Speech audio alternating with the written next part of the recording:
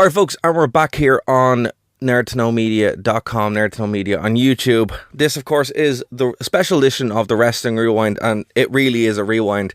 Turns out it's Austin 316 Day, or Stone Cold Steve Austin Day, the day before St. Patrick's Day. I've actually managed to find the old content, like the old archive from the WVI desk, which includes an interview from 2014, late 2014, around September. And it's an interview with the Texas Rattlesnake, Stone Cold Steve Austin, talking about a few things that were going on at the time, but then we also jump back, talk about some of his biggest feuds. It's one of my favourite interviews I've ever done. Some more interviews that I'm going to be dropping on this channel, because I've managed to actually find the archive after all these years. So if this is your first time checking out the channel, please do like, share, subscribe. That'll help us a lot. Leave your comments below. What do you think of the interview, and what do you wish I covered? But please do enjoy this interview with the Rattlesnake, Stone Cold Steve Austin.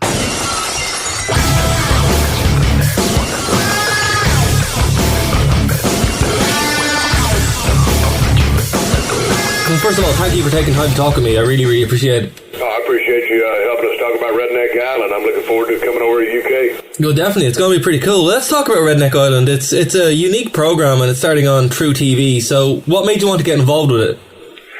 I'll tell you what, that's a good question. I was actually down at my ranch in South Texas, and my phone rang. And it was the people from Country Music Television asked if I wanted to host Redneck Island. And they told me what it was about. And basically, I was going to bring a group of competitors from the southern states, divide them up into two teams, and put them through challenges each and every week. And the losing team would come to my place, and they would vote one of their own off the island. And we would continue this process of elimination until we get down to three competitors. And then the last three competitors would kind of go through a mega challenge and finally determine the winner. And the winner would win $100,000 and be the king or queen of Redneck Island. And it was very intriguing to me, and it sounded like a lot of fun. I really enjoyed my first endeavor into reality television through the first one I hosted, which was Tough Enough with WWE. And we made the business part of it line up, and we started going down to Mexico, and we filmed 3 seasons of it. And it's just a very fun show with real people from the South who are quite the characters themselves, and the challenges are more in the vein of their athletic contests, but it requires a little bit of brain work too. So I like to look at it as kind of, as we would say here in the United States, kind of a countrified Olympics in the vein of challenges, and a ton of fun. That's why I wanted to do it. Okay, what can fans expect? You mentioned Tough Enough. Is it go shot the similar kind of way? Is it more like Survivor? No, well, I mean, I think there's an element of Survivor with respect to the voting process. When they vote one of their own, the losing team comes to my place, and they must send one of their members home. Right. So that facilitates the process of elimination. But the challenges are kind of wacky and off the wall, and some of them involve water and these big airbags and people jumping off something to shoot another person into the air. And some of these people are going 25, 30 feet in the air to try to come down inside a target in the water. So it's stuff like that, which almost reminds me a little bit of Wipeout, but it's not like Wipeout. So it's kind of unlike anything you guys have on television over there. I think you're going to enjoy the show. It's pretty easy and simple to figure out. Just tune into the first episode on August 4th and you'll get it. Wow, it sounds like a mix between Fear Factor and like all this kind of crazy stuff. So it's very, very interesting. But like, this isn't your first time in reality TV, as you said yourself. Is it kind of strange to go back into that world? No, I love the reality television space. Now that I'm out of the business of professional wrestling, I started doing some acting and stuff. And because, I didn't want to go back to driving a forklift like I was doing before I got into the business of professional wrestling. Right. And I started doing some movies out here, and then had my first opportunity at reality television with Tough Enough, and then found Redneck Island. And currently I'm filming, currently over here in the States, my new reality television show is about to break on July 6th. It just works for me. Anytime you sign on to a reality project, for the most part, the stuff I've been involved in takes about 1 month to shoot. So you go out, you work for 1 month, and you go on to the next project. That works for my mentality. I like to go in, accomplish a task, get it done, and go on to the next one. It's very fun. I remember bullet points, but most of the stuff that comes out of my mouth is what happens in my brain. So it is reality television. The situations, the circumstances are real. I respond accordingly, and it's very fun. And it's a very good day at the office when you can go do a job, get paid to do it, and have fun while you're doing it. And that's what reality television is for me. And this show is fun, and I think that's why you guys will enjoy it over there. Awesome. So you said it's launching in August 4th. August 4th. Okay. The new True TV channel as well is coming over here in the UK, and it's kind of building up a whole big lineup there. What's the reaction been like over in the States? Has it aired over there yet, or is it going to air at the same time here in the UK as well? Oh, Redneck Island? Yeah. Oh, all 3 seasons. We've done 3 seasons of Redneck Island. I'm waiting to hear word if we're going to do season 4. But 3 seasons of Redneck Island have already aired over here, and I'm very excited that finally you guys are getting it over there. I do a podcast twice a week over here in the States called The Steve Austin Show. A big part of my listenership comes from the UK. I have a tremendous fan base over there from my wrestling days, and I truly appreciate how much my fans have supported me over there. They have been asking me on my Twitter account, Steve Austin BSR, when are we going to get Redneck Island? So finally you guys are going to get it, and it's just a hell of a damn show. Awesome. Okay, well, let's move away a little bit and talk about your acting, because you've been very, very busy since you've actually left the ring. You know, you started off doing stuff with Celebrity Deathmatch, and then you moved on to like movies like The Condemned and stuff like that. What's it like acting compared to wrestling?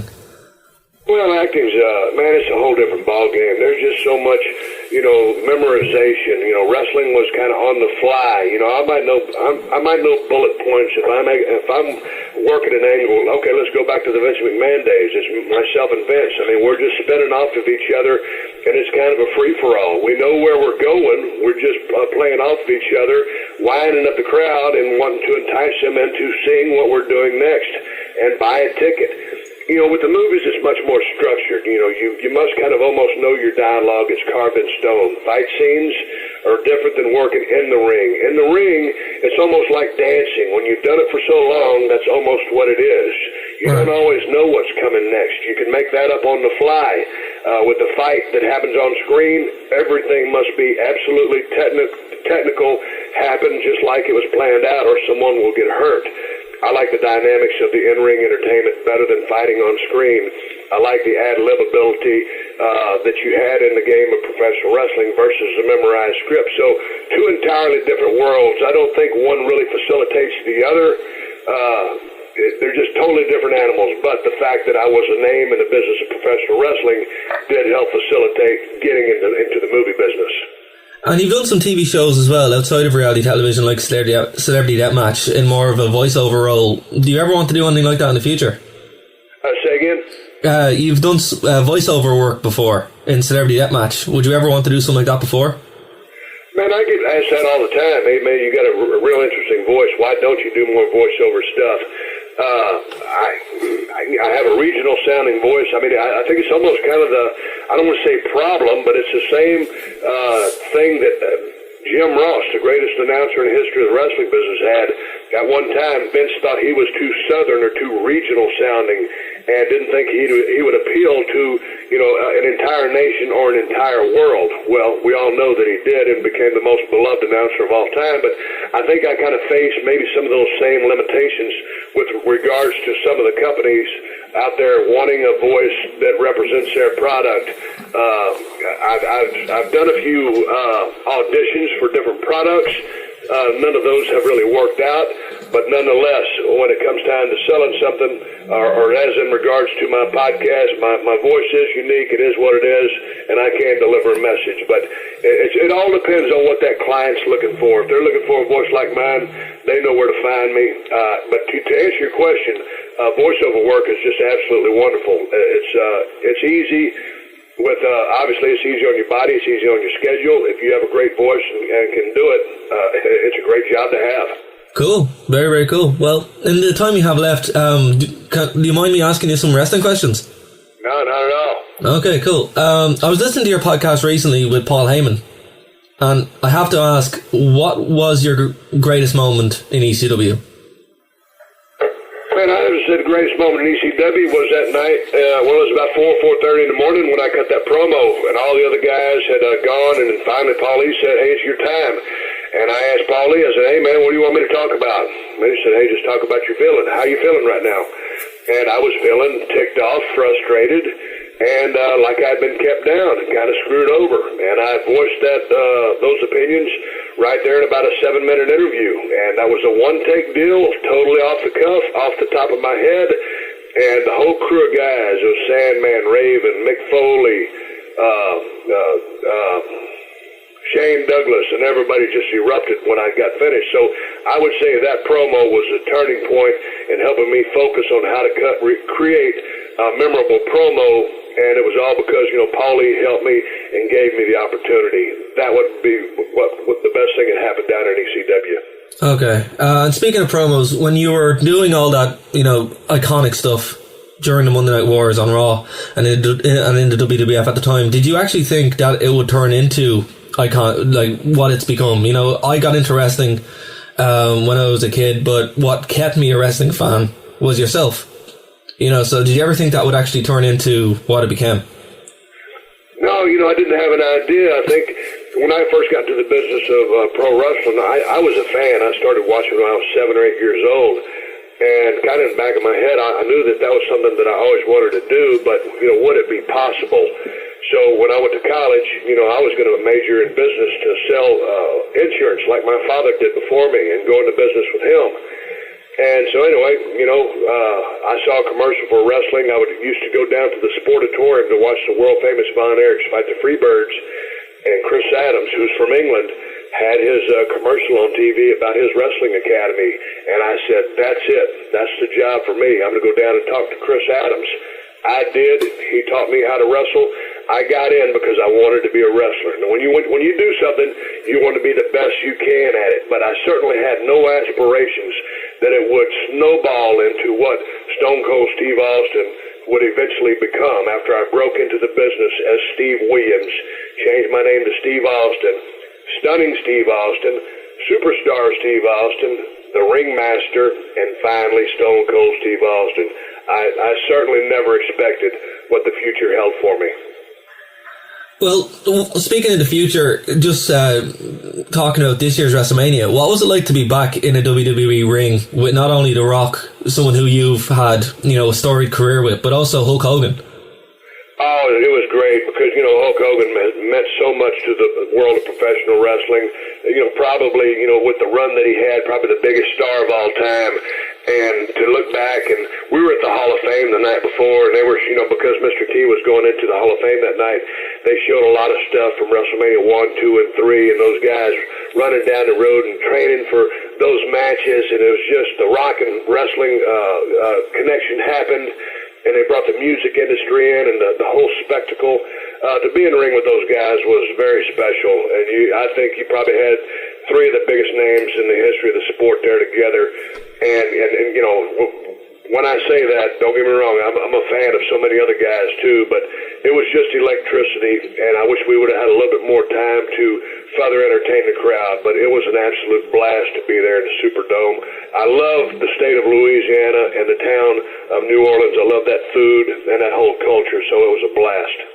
And I have to ask, now that I have you on the line, a man who you've had a bunch of wars with, particularly during the Attitude Era, the Undertaker, did you ever want to wrestle him at WrestleMania? And now that the streak's over, do you think Brock Lesnar was the right guy to do it? Man, it's hard to believe that I didn't wrestle Undertaker at a WrestleMania, wrestle him in some other high-profile matches, some SummerSlams. That would be a very interesting scenario because maybe I could have been another statistic. I just think that the streak was absolutely incredible. And when I was watching the match, my jaw dropped, and I was very surprised to see him, take the fall in that match and lose. And I wanted the streak to remain intact. I'm such a fan of The Undertaker. But, yeah, if someone's going to do it, I was okay with Brock Lesnar doing it because he's such a big, impressive beast. Some people say, hey, he's kind of a part-time guy and he didn't deserve it. I don't know who else would really deserve that fall. So Anyway, Undertaker has had one of the greatest careers in the history of the business, a true icon and someone who everyone respects. Brock Lesnar, who came into the business of professional wrestling, everyone knew would be a big star, got out, went to the UFC, become their biggest draw ever, and then comes back into pro wrestling. So I don't think there's anyone more fit to beat Undertaker than Brock Lesnar. Okay. And finally, you're working away on your podcast. I've recently got into it myself. What made you want to enter into that world? Just a way to, the original reason really was to maintain contact with my fan base and entertain them. And it's kind of turned into what it's turned into. And I don't make this thing complex. It's simply entertainment for people to take them out of their world and entertain them for about an hour, hour and a half, twice a week.